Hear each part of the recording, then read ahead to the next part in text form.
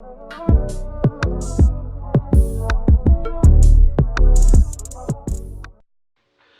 get it. Hey guys, welcome back to see us one more time. This episode, you're basically gonna hear about us, how I think truly this was the time that helped us build towards getting married and being ready for marriage. For sure. So I think these next two episodes really gonna kind of hit on that.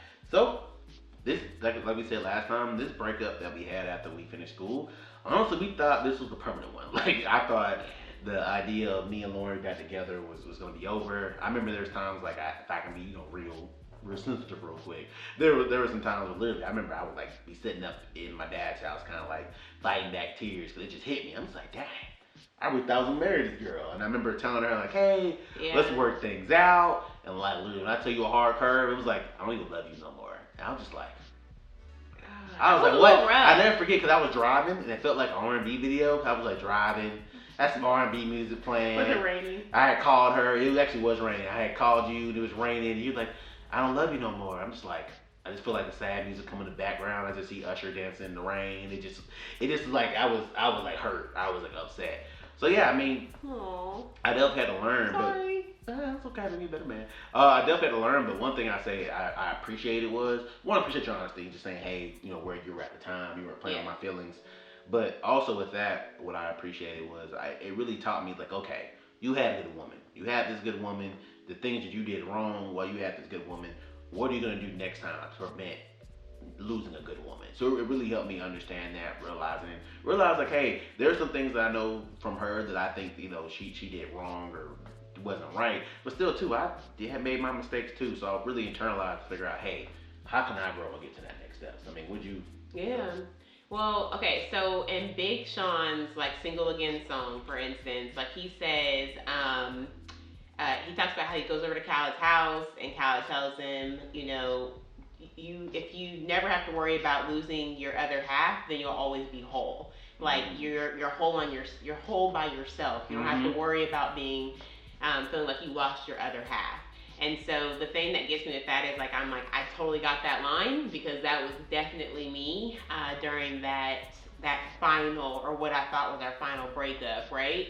And I was. Oh, that was our final breakup. Man, ain't no divorce. Oh yeah. But I'm just saying, yeah, like that after school breakup because I felt very lost after we broke up. And some of it was just like that natural life transition from college to real world, but it was also like, man, like, a lot of my whole thing was like built around being in this relationship with this man. That's how everybody knew me for the most part, or at least that's how I took it. So everybody knew me as, Literally, that was the most. Like I used to always get on you for thinking that. That never made sense. I was always, oh yeah, you Scoob's dude, ain't you? So it was like always me. Like you was the one that was on campus. You was the one that was the Delta. You was the one that was the president. Like you did all these things, and now I'm sorry I cut you off, but that just always just made no sense to me. Mind-boggling, right? How we all think of ourselves. Like really, you was the person on campus out there, like was popping. Like it just never made sense to me that you thought that. But either way, I just felt really lost after, and I had to find myself like Lauren after Thaddeus. Like that's how it felt to me. And then that's when I really started to acknowledge and notice that I was going through depression as well. So, and I had been since our senior year. So that part was very interesting because the time apart from each other, I think our time apart were very different. Oh yeah. Like mine was very much so in solitude. I know my mom was concerned about me. She never said it out loud, like had her natural like mom concern, but I know she was just like, oh my God, is she okay? Because I know we both went home to live with our parents for a little bit. I ended up staying. I was like kind of my dad for it was August, September. I was gone by October because I moved in Halloween. So yeah, I was there listening. Okay, so he was making strides to like real adulthood. I felt like I was literally like going to work, coming home, writing. I didn't talk to anybody really except my notebook. Like I was literally living in solitude. No, that's funny because mine was like literally the polar opposite. Because I said when I first moved to Atlanta, it was kind of slow because I was going through heartache. And then like I was kind of adjusting to having to get a job. But yeah, I remember I got the job in September. No, I got a job in August working at Market Source. And then I left there I left not Market Source. I left with my dad in October, and I had my own apartment.